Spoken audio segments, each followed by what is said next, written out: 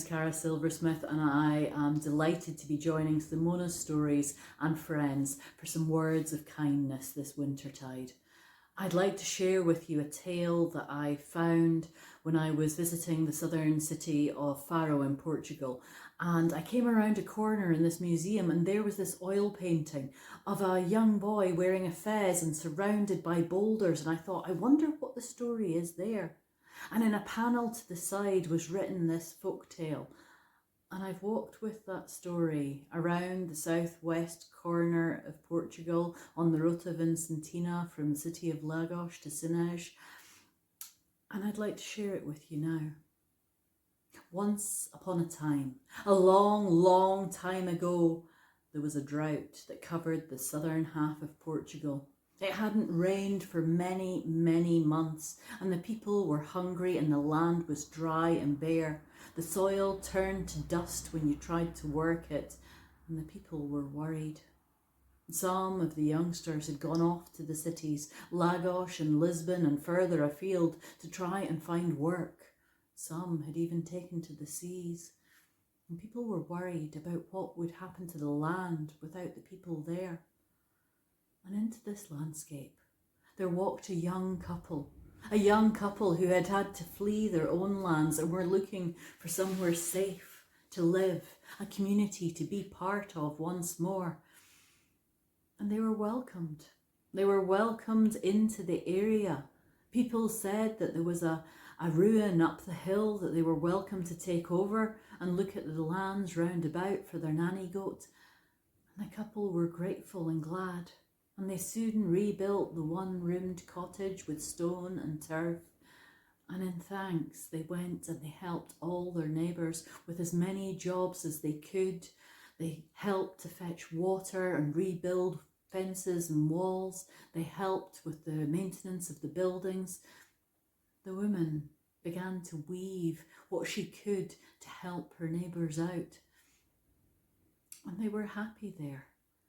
But as the summer kept on going, the sun beat down with such an intensity that everyone was worried for their future. The wells were beginning to run dry and more people were leaving. It got to the point that the young man woke up one morning and said to his wife, "We cannot go on like this.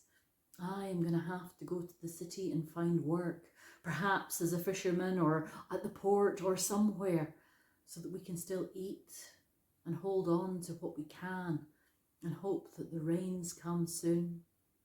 And his wife agreed sadly, and he left, and she did her rounds milking their goat and walking around the neighbourhood, doing what she could for the community. And in the early evening, as the sun was just beginning to dip toward the horizon, she came back to the cottage, and there, on the doorstep, curled up, was a snake, a beautiful, soft brown snake with a reddish brown horseshoe shape on its head and a diamond pattern all the way down its back, soft circles of brown in between. Wow, she thought, what a beautiful creature. But what's it doing out here? It's so exposed at the moment. And the snake sat with its head to the side and looked listless. And the woman got some water from the bucket and poured it into a saucer for the snake, who moved its tongue and drank those precious sips of water. And after a few moments of panting, it began to slither out across the fields, across the track and toward a ravine. A ravine that the couple had been told about when they moved in. It was said to be enchanted. Nobody ever went there. It was said that bad things would happen to anyone who ventured. It was cursed.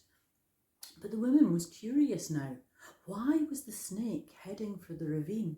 And so she followed it. She followed it all the way right across the fields until she saw down into this ravine. Steep rocks all the way down to the bottom that was filled with greenery and moisture. She thought, I could gather some herbs here to give to my goat. Her milk is beginning to fail and the poor thing needs some greenery.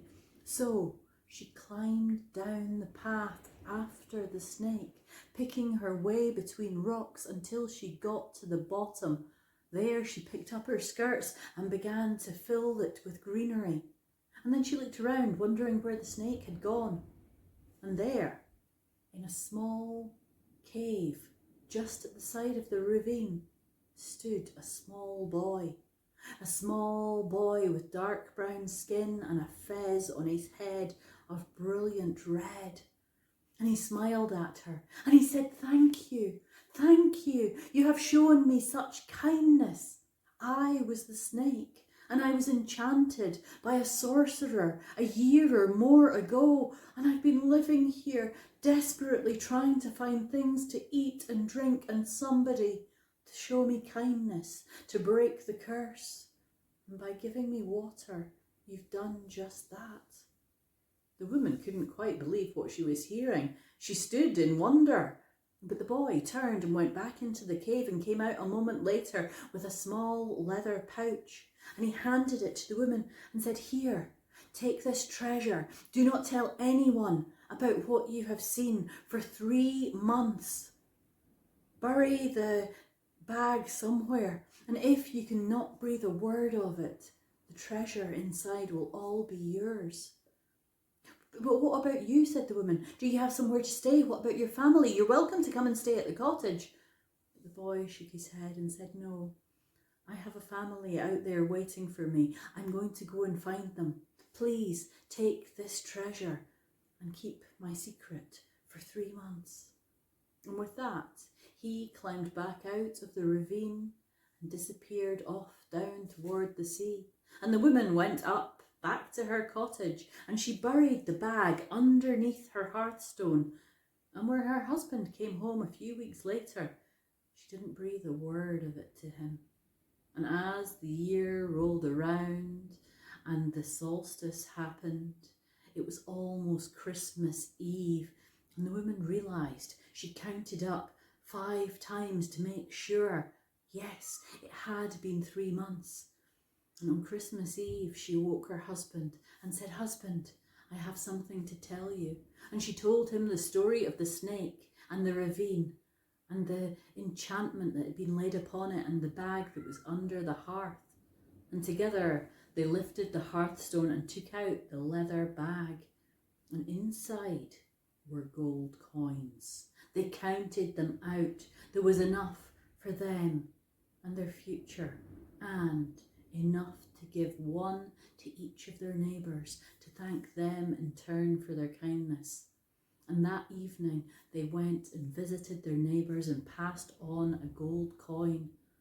And it's said to this day that that region is filled with kindness and laughter and the joy of the people who have found a home there. And the ravine is no longer enchanted and is a beautiful place to go and visit. And this story reminds us that showing kindness to others, no matter how small or how we perceive them, is the most important thing that any of us can do. Merry Christmas to you all, and I hope you have a peaceful time over the festive season.